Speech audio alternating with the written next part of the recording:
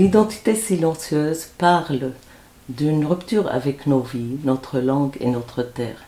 Il raconte l'histoire d'une jeune femme libanaise qui quitte son pays pour la France à la fin des années 80. Il va retracer sa vie avant d'accéder à ce que j'appelle le passeport d'intégration dans le pays d'accueil. Mahmoud Darwish disait « La terre se transmet comme la langue ». Mais Hiam, la jeune femme libanaise, sans terre ni langue, elle va ressembler à une bibliothèque sans lecteur, une bibliothèque de silence. D'où le titre de ce roman.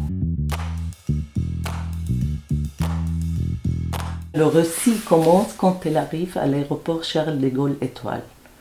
Elle s'attarde devant son billet d'avion avant de le jeter à la poubelle et de se lancer dans un périple d'intégration et d'exil. Elle aspire faire un doctorat en mathématiques alors qu'elle comprend à peine le français. Tout au long de ce périple de Montpellier à Paris, en passant par Grenoble et Lyon, on va découvrir les différentes formes et étapes de sa lutte pour accéder à un avenir.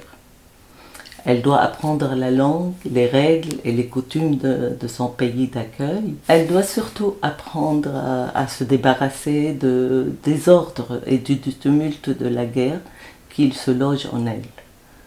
Bref, elle doit se débarrasser de Beyrouth et ses barricades et de son monde d'avant. Dans la nouvelle vie, la paix est merveilleuse. Les gens sont calmes et disciplinés. La vie est organisée et rythmée. Mais pour Hiam, tout semble plat et monotone. Elle nous amène dans ses réflexions qui oscillent entre le passé et le présent, la guerre et la paix, entre deux univers différents. Une question lui vient à l'esprit, qui suis-je? Sans parole, elle entend les mots arabes résonner en elle, envahissant sa gorge pour s'estomper au bout de sa langue. Au cours de sa première année, elle va se confronter à l'échec.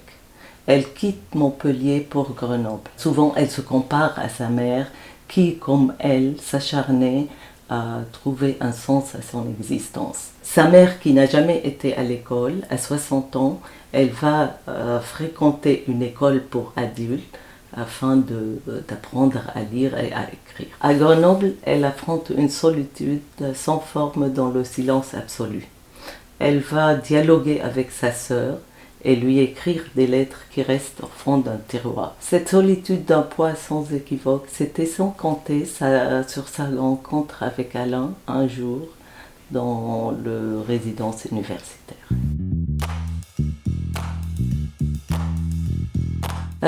Oui et non. Oui, car il peut se lire comme une continuité du premier roman où on retrouve les mêmes personnages, et non, car il se lit complètement indépendamment de l'autre.